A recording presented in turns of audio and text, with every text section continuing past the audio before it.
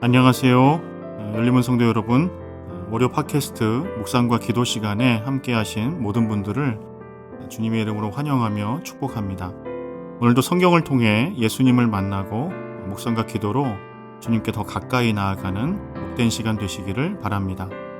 오늘 본문 말씀은 시편 10편입니다. 요약 내용을 잠시 읽어드리겠습니다.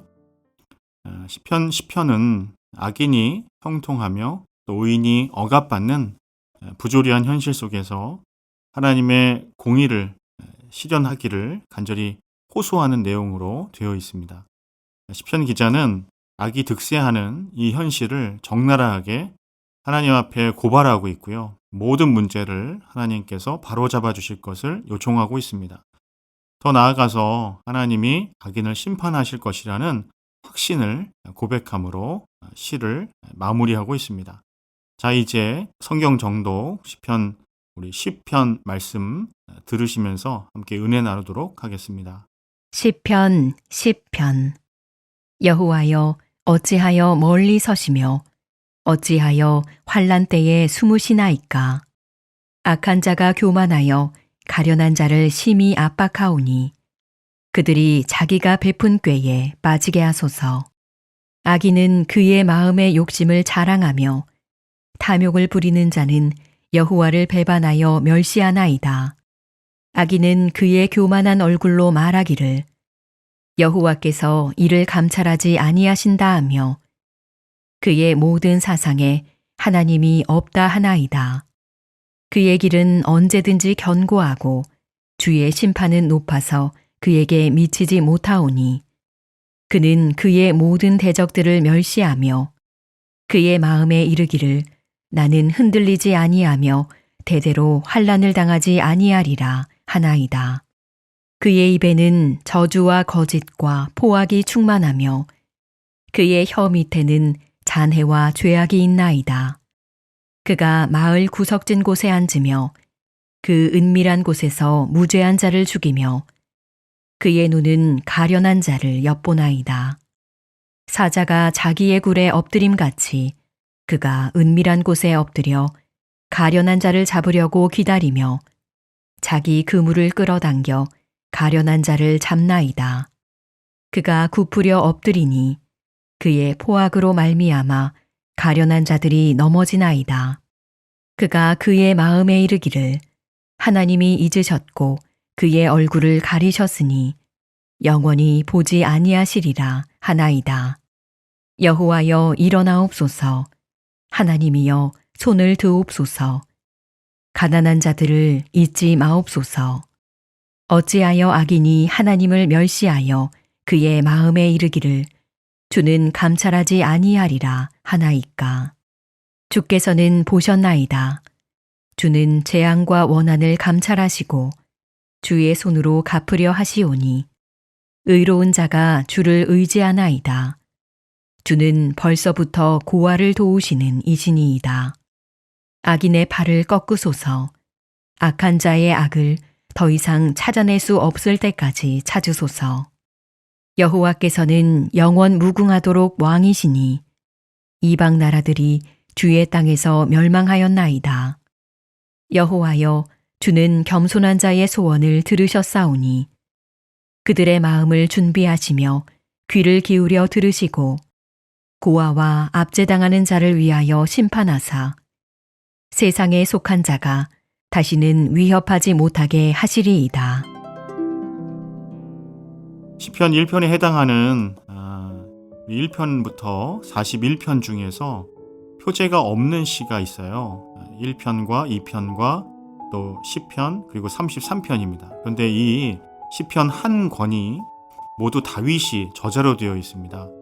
표제가 없는 시들이 이 시편 1권 속에 들어있는데 그 중에 10번째 이 시편의 저자도 다윗일 것이라고 성경학자들은 추정하는데요.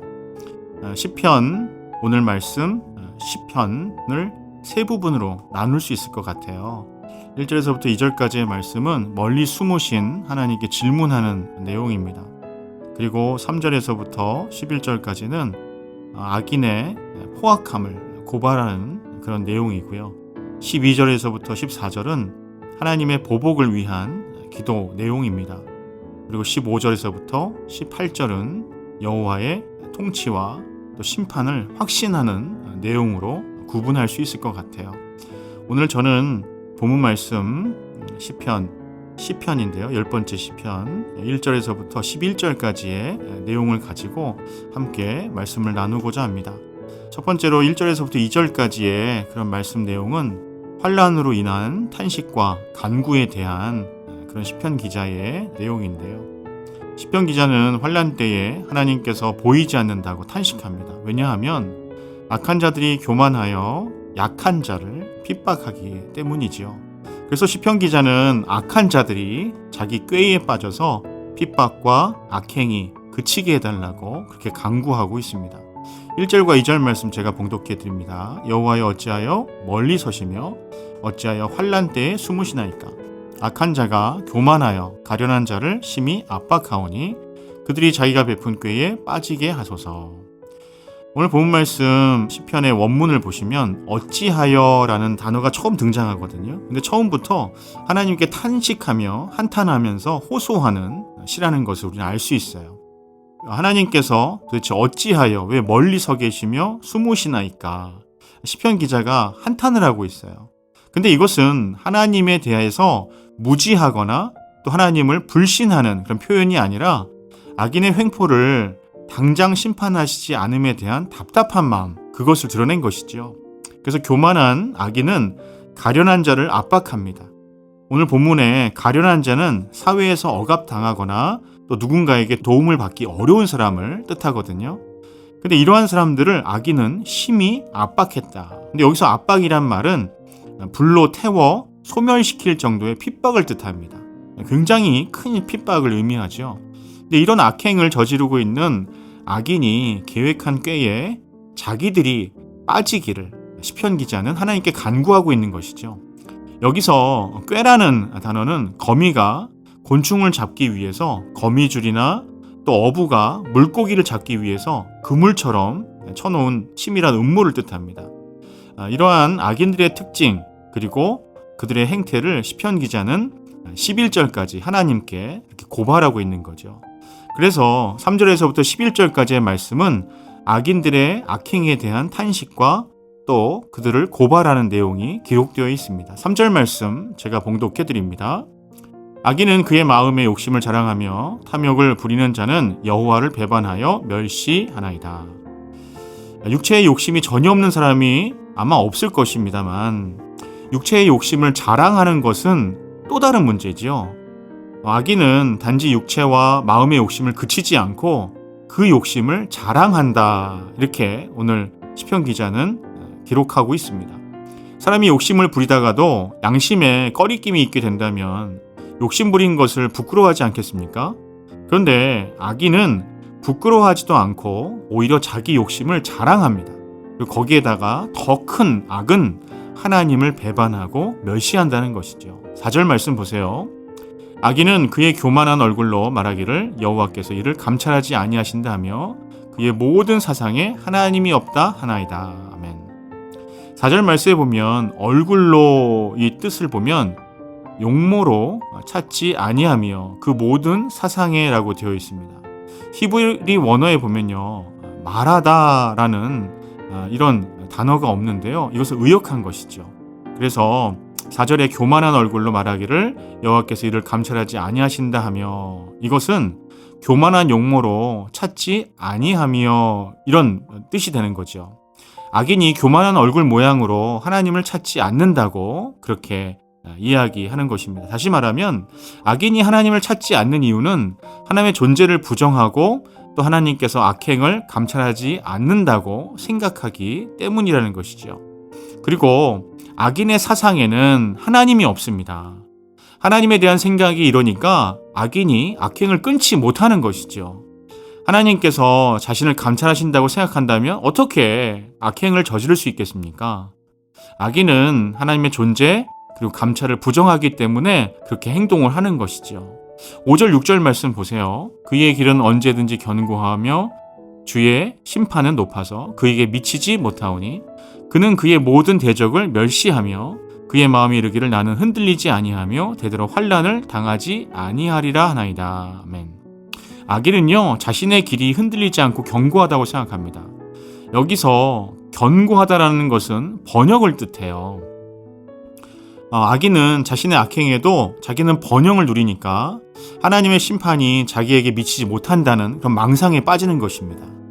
그리고 악인들에게도 대적은 존재합니다. 그 대적이 어떤 실체든지 악인은 대적들을 멸시하죠. 그래서 대적들이 있다면 자신의 행태를 돌아볼 줄 알아야 하지만 악인은 여전히 자기 생각에 변함이 없어요. 그리고 이렇게 말합니다. 나는 흔들지 않고 나의 아들과 딸, 후손들도 흔들리지 않고 환난을 당하지 아니하리라. 이렇게 고백하는 거죠.